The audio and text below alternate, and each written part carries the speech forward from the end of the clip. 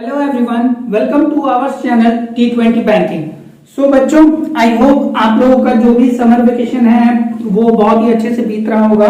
और आज हम लोग का इंग्लिश स्पीकिंग का क्लास 4 है, जैसे कि आप लोग देख सकते हैं बोर्ड पे लिखा हुआ है इंग्लिश स्पीकिंग क्लास 4। और क्या बोलते हैं उसको, और वो लास्ट क्लासेस में लास्ट जो क्लास हुआ था उसमें हम लोगों ने क्या पढ़ा था, याद है कुछ? उसमें हम लोगों ने पढ़ा था हैज, हैव और हैड का इस्तेमाल करना।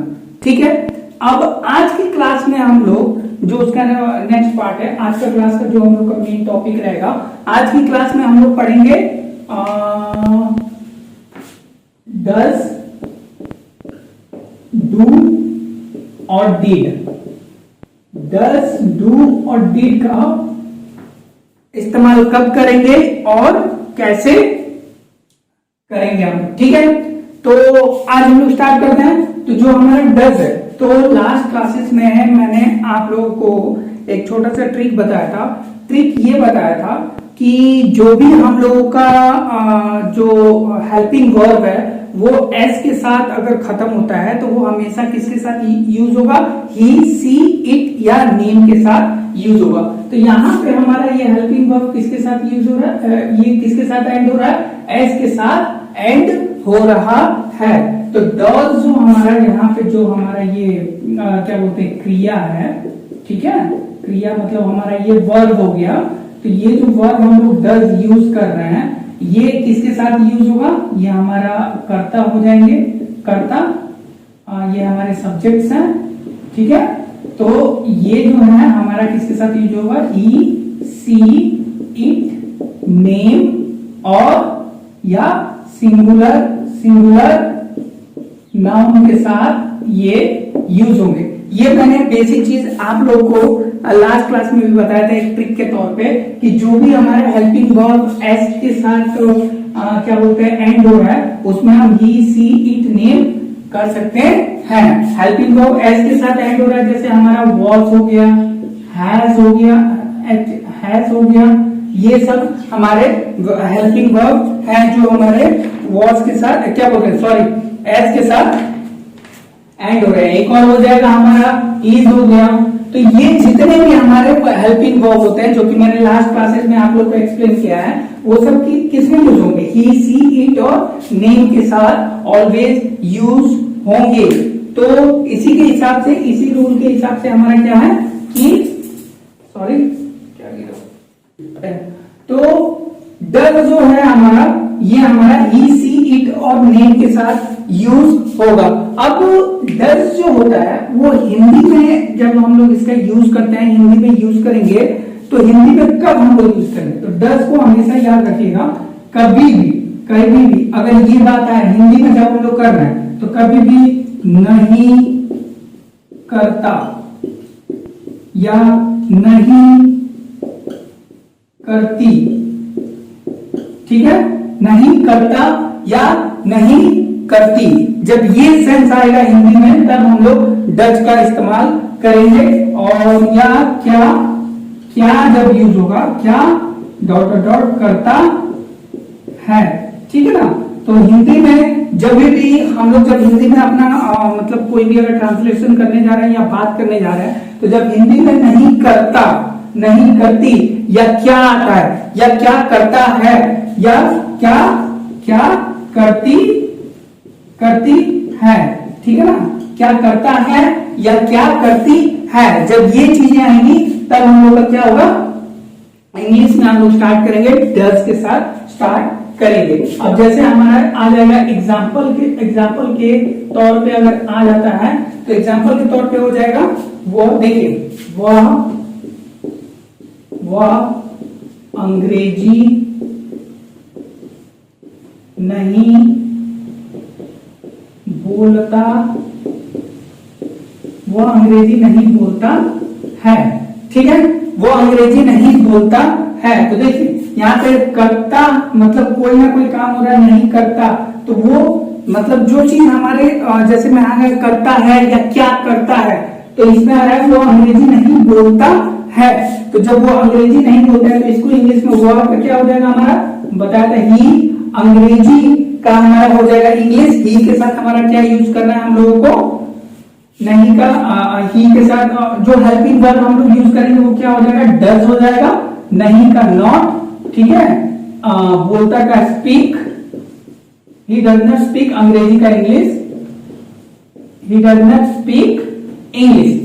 तो इस प्रकार से हम लोग जब नहीं करता, नहीं करती या क्या करता, या जब ये सेंस आएगा तब हम लोग डज से स्टार्ट करेंगे। डज का इस्तेमाल हमेशा ही, सी, इट, नेम या सिंगुलर नाउन के साथ होगा, ठीक है। आई होप आप लोग को समझ में आएगा।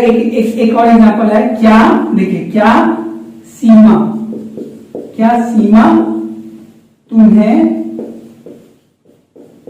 जानती, क्या सीमा तुम्हें जानती है। तो ये क्या क्या आया, तो हम लोग स्टार्ट करेंगे डज, ठीक है, सीमा, ठीक है, तुम्हें का यू हो जाएगा, जानती का क्या हो जाएगा, नो, और तुम्हें यू, ठीक है।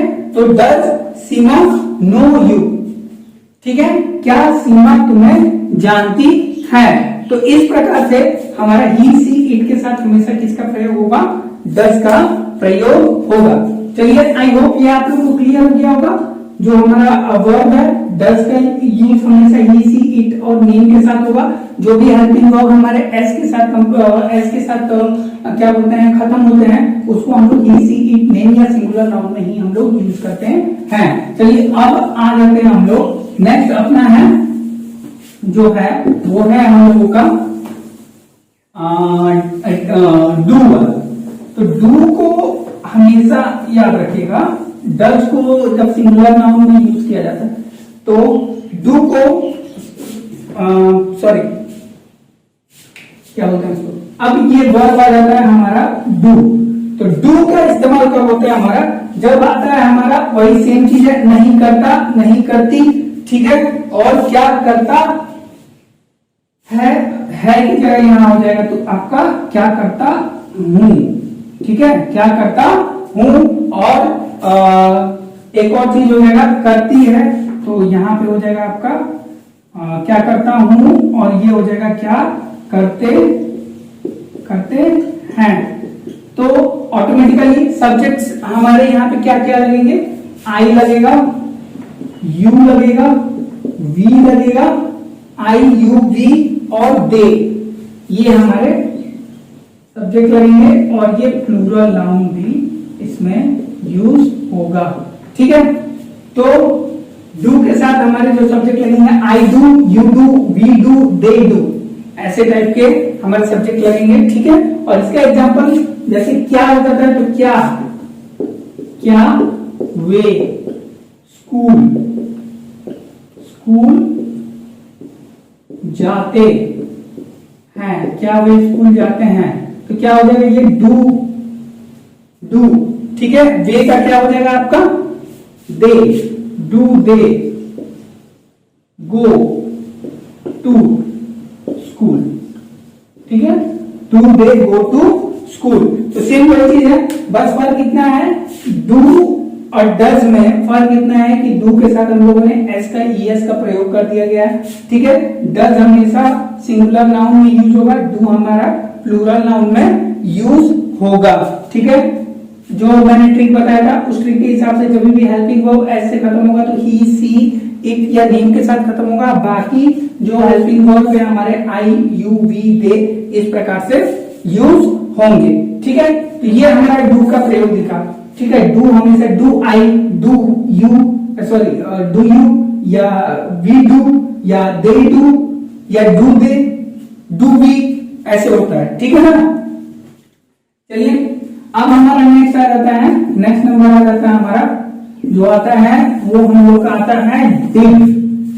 डिड का प्रयोग कब और किसके साथ होता है, तो डिड का प्रयोग आप लोग एक चीज याद रखिएगा, डिड हमेशा जो हमारा है वो पास्ट फॉर्म, पास्ट का है, ठीक है। डिड हमेशा यूज किया जाएगा पास्ट के लिए, ठीक है। तो इसमें आ जाता है डिड में हमारा क्या आ जाता है, नहीं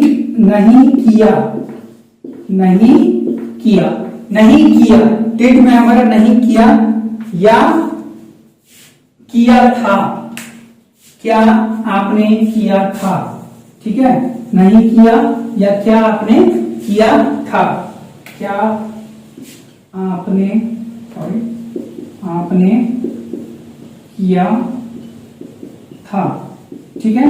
ये जो हमारा डिड जो हमारा डिड है उसमें क्या होता है, सारे सब्जेक्ट, ऑल सब्जेक्ट, जितने भी हमारे सब्जेक्ट्स होते हैं, ठीक है ना, जितने भी हमारे सब्जेक्ट्स होते हैं, ऑल सब्जेक्ट, चाहे वो ही हो, सी हो, इट हो, नेम हो, आई हो, यू हो, वी हो, दे हो, जो भी हमारे सब्जेक्ट्स हैं वो क्या होते हैं, वो डिड के साथ यूज कर सकते हैं। जैसे यहाँ पे हो गया उसने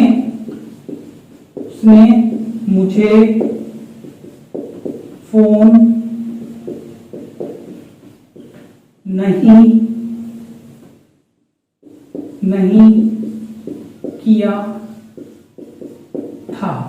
देखिए यहां क्या आ गया, उसने मुझे फोन नहीं किया था, नहीं किया था, ठीक है, पास्ट वाली बात हो गई। तो यहाँ पे उसने मुझे फोन नहीं किया था, अगर तो ये हो जाएगा सी, या आप लगा सकते हैं ही, ठीक है, he did not call me, see या he did not call me, यहां पे ये आपका आ जाता है। ये एक एग्जांपल है। अब ठीक है, तो ये इतने सारे आप लोग के डज, डू और डिड, और बाकी क्लासेस में भी मैंने क्या किया आप लोगों को, जितने भी आपके सब्जेक्ट्स हैं और हेल्पिंग वर्ब्स हैं वो चीजें मैंने क्या की है आप लोग को बताया। सबसे पहले मैंने इज एंड आर का प्रयोग बताया था। इज एंड आर के बाद आप लोग का जो एक हुआ था वाज और वर का प्रयोग बताया था मैंने। उसके बाद फिर हैज, हैव और हैड का हो गया, और उसमें फिर आज हो गया हम लोग का डज, डू और डिड। ये हम लोगों का जितने भी हमारे सब्जेक्ट्स हैं और हेल्पिंग वर्ब है, तो कौन से सब्जेक्ट के साथ कौन सा हेल्पिंग वर्ब यूज होगा आप लोगों को इन सारे क्लासेस के थ्रू आई होप कि आप लोग को समझ में बहुत अच्छी तरीके से आया होगा। अब इतना करने के बाद चलिए एक छोटा सा प्रैक्टिस सेशन करते हैं, जिसमें कि आप लोग को थोड़ा सा अंदाजा होगा कि हम लोगों ने जितना भी पढ़ाई किया है या आप लोगों ने जितना भी पढ़ाई किया है उसमें क्या क्या आप लोग को, कितना आप लोगों ने प्रोग्रेस किया है। चलिए तो सबसे पहला एक करते हैं, पहला नंबर आपका हो जाएगा, क्या आप अंग्रेजी ठीक है बोलते हैं, ठीक है, ये पहला है। इसको ट्राई करिए इसको ट्रांसलेट करने का। थोड़ा सा आई एम सॉरी, मेरा हिंदी का हैंडराइटिंग थोड़ा वीक है, तो ट्राई करिए इसको।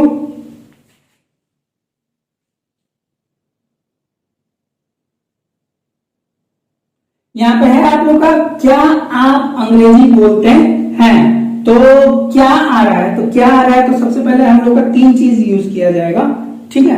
3 चीजों में जो मैंने अभी आप लोग को बताया था, इसमें पहले क्या बताया था, डज, डू और डिड में। तो डिड में यहाँ पे अगर डिड के साथ स्टार्ट करेंगे तो डिड के साथ होगा नहीं, क्योंकि ये क्वेश्चन जो पूछा जा रहा है वो किसमें पूछा जा रहा है, प्रेजेंट में पूछा जा रहा है, तो डिड तो हटा दीजिए। अब आगे आपके पास 2 ऑप्शन बचा, डू या डज। तो डज का इस्तेमाल आपका हमारा हिंदी होता है यू, तो यू के साथ हमारा डज का इस्तेमाल कभी नहीं किया जाएगा, तो बचा हमारा डू।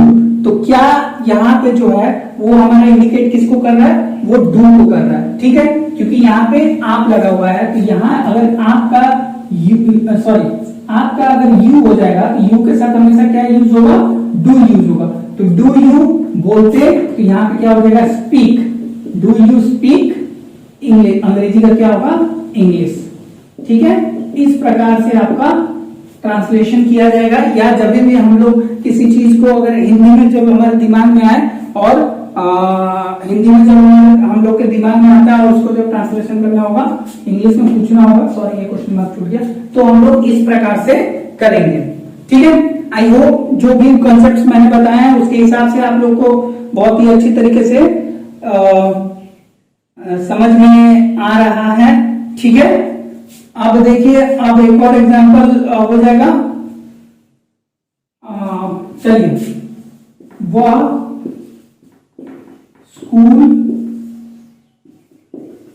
स्कूल जाता है। ठीक है, यहां पे ये हमारा हो गया, वह स्कूल जाता है। चलिए, इसको अगर हम लोग देखेंगे तो वह का हमारा हो जाएगा, हमारा क्या, ही हो जाएगा। स्कूल का स्कूल हम लोग इंग्लिश में लिख देंगे। ठीक है, और जाता का क्या हो जाएगा, गोज हो जाएगा। तो ही गोज टू स्कूल, वह का हमारा ये हो जाएगा ही, जाता का क्या हो जाएगा, goes to school, he goes to school. इस प्रकार से हमारा होगा। ठीक है, नेक्स्ट एक और एग्जांपल अगर हम लोग देखेंगे तो हम एक और है, हम गाना गाते हैं। तीसरा नंबर, हम गाना गाते हैं, हम गाना गाते हैं। तो इसको हम लोग करेंगे तो क्या होगा, हम का वी, गाते का सिंग, ठीक है, गाते का सिंग अ सॉन्ग। ठीक है, इस प्रकार से हम लोग कोई भी हिंदी में जो सेंटेंस होगा उसको यूज करेंगे। चलिए, एक और आ जाता है, एक और सिंपल सा, अभी जस्ट मैंने आप लोग को जो पढ़ाया है, क्या तुमने मुझे मारा था, क्या तुमने मुझे मारा था। तो मैंने आप लोगों को क्या बताया था अभी, कि जो भी चीजें क्या के साथ पास्ट में हो रहेगी तो उसके साथ क्या हो लगेगा, हमारा क्या लगेगा। तो ये पास्ट में मारा था, पास्ट में हो चुका है, तो सबसे पहले हम लोग क्या करेंगे, यहाँ पे किसका यूज करेंगे, डिड का यूज करेंगे। उसके बाद अब आगे देखिए, क्या तुमने मुझे मारा था, तो डिड का हो गया, डिड के साथ तुमने के साथ यू हो जाएगा हमारा, मारा का बीट। ठीक है, तो यहां पे क्या हो जाएगा, डिड यू बीट मी। ठीक है, तो जितना हम लोगों ने अभी पढ़ाई किया है, जितना हम लोगों ने पढ़ा है, उसके हिसाब से ये हम लोगों का ऐसे ट्रांसलेशन है। Sorry about the hand writing. तो इस प्रकार से है। तो आई होप आप लोग का ये चौथा क्लास है, 4 क्लासेस आप लोगों ने बहुत ही अच्छे से नोट्स बनाए होंगे। आप लोग से जितना हो सके उतना बढ़िया से नोट्स बनाइए। और हाँ, एक और चीज, आप लोग का जो डिबेट कंपटीशन होने वाला है, उसका जो टॉपिक है वो मैं एक वीडियो बना के और यहाँ पे लिख दूंगा, क्योंकि नियरली 1 हफ्ते के अंदर आपके स्कूल रीओपन हो जाएंगे। तो डिबेट हम लोग का फिर से स्टार्ट होगा, जो जैसे पिछली बार हुआ था। तो डिबेट की जो टॉपिक है वो जल्दी मैं आप लोग को बता दूंगा, और उसका एक डिबेट भी लिखवा दूंगा मैं 300-400 शब्दों में। उसके बाद आप लोग कुछ अपना एक्स्ट्रा ऐड करके उसमें, और उसके बाद डिबेट कंपटीशन में आप लोग पार्ट कर सकते हैं। आई होप 8, 9, 10 के लिए अलग टॉपिक होगा और 5, 6, 7 के लिए अलग टॉपिक होगा। तो get ready for the debate competition. And हाँ, इसको जो 4 क्लासेस हैं उसको बहुत ही अच्छी तरीके से आप लोग पढ़िए।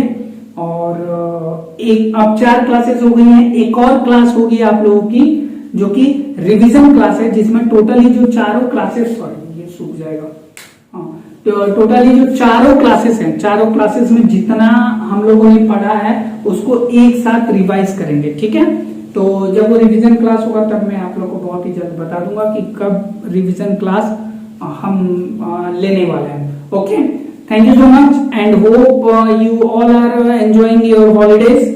So meet you in next class. Bye bye.